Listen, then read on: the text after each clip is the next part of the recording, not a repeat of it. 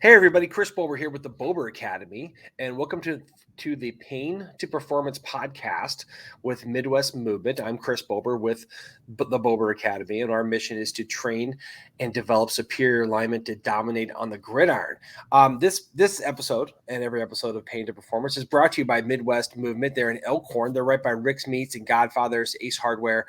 Just a great place to get athletes back onto the field. So I'm joined here today by Nolan. Always a reminder, just if you're listening to this podcast, be sure to subscribe wherever you find your podcasts. And if you are watching us on YouTube, click the subscribe button down in the bottom corner and also the notification bell so you'll be notified when we drop new episodes. So again, we're joined today by Nolan, a co-owner and proprietor of Midwest Movement Elkhorn. And today we're going to talk about something that happens to a lot of people, and that's neck pain. So Nolan, tell us about some neck pain and what we can do for it. Yeah, so neck pain is pretty common for football athletes and especially linemen because there's a lot of times we get, hit with our heads back or our heads down and things like that.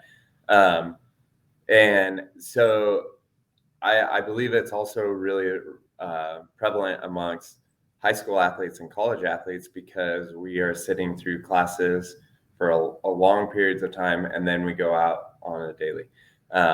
And then practice and, bang our heads around quite a bit. But usually we can protect ourselves by what we do all day long rather than not just what's on the football field. So like Blake's going to come over here and he's going to stand to the side. What a lot of kids these days are doing is they're looking down at their cell phones, and we call that text neck, right? So their heads are downward, and they're just looking down for long periods of time, right? So we always talk about our heads being about 8 pounds, right? And so if you think about holding a 8-pound bowling ball close to your body, if you held it all there all day long, you probably could do it. But if now you got to try to hold that 8-pound bowling ball out in front of you for 8 hours a day of sitting through class, it's going to be a lot tougher, right? So all these muscles that are back through here are going to get very, very tight, sore, tender, and basically they're just getting overworked. So one of the things that we want to do, if Blake is using a cell phone, he wants to bring that up to about eye level, right? So he's going to bring that up, and that just changes posture a little bit. I know it's not as cool looking, but it's definitely a saving thing for neck pain. The other thing is because we spend our time looking down at cell phones, head craned out here for driving, looking at laptops and things like that, we definitely need to try to get our head posture back or get the center of gravity of our head back over the rest of our spine. So one of the exercises that I like to give people, especially with neck pain, is basically making a double chin and coming straight back, relaxing, double chin. It's not the most attractive thing, right? But it's a lot less attractive to be hurt, injured on the sideline than maybe doing this exercise a few times throughout the day, right? So all Blake's doing is just trying to make that double chin. The other way that we cue this is saying that act like somebody ugly is trying to kiss you. So he can do that, and then to take it one step further, he's going to look up at the ceiling, and then back down, and then back again. In this, basically, we're just trying to repattern the curvature of our spine and take a little bit of pressure off these muscles that get very, very tight. These trap muscles are always a cause of stress or trigger points, a lot of pain, especially in athletes, but in everyday life people too. So that is the first step that we start with people with neck pain.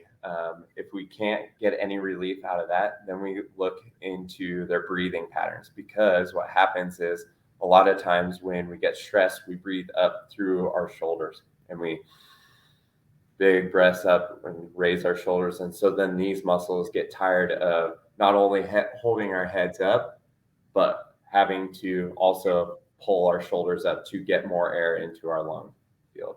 So that's a really, really good exercise. If you have neck pain, to try out and see if that provides any relief. But it's also a really good preventative exercise to kind of mitigate some of that neck pain that we could have in the future, especially with football. Yeah, I know. So you're talking kind of about like muscle pain in your neck, right? When you get like when you start football, like two-a-days, right? You start hitting with your head again or using it, and all of a sudden you get the soreness. Of course, the kids and us looking down.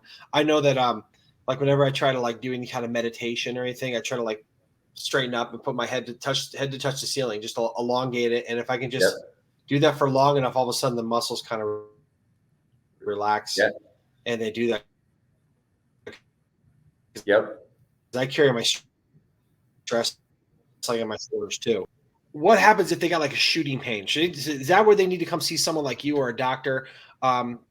Tell me about the neck pain that really you can't take care of on your own. Right. So if we are getting pain that goes down into our arms or even down into like, this is a very common referral pattern, is we get neck pain that shoots down into that shoulder blade area. Try those exercises out first and see if they give you relief. But other than that, like, yes, that would be a really, really good time to get further evaluated. Make sure that you don't have anything more serious going on. Anytime we have referral pain down into the arm, that is pretty serious. But if we catch it early enough, we can really get out ahead of it and make sure that it doesn't manifest into something worse. So nice. And I have one more question for you. As a former football player, we always did a lot of neck exercises, right? Just like, putting a plate and like laying on a bench and doing that, or having a towel and doing side to side or front to back. What are your thoughts about those? Or do you think, because you want to have a strong neck, right? My neck's smaller than it used to be, but it's such a big deal. What do you recommend for like strengthening? Do you want to use, or do you want to use maybe some more resistance with bands? What do you think? So I think those are also good exercises, just for general strength.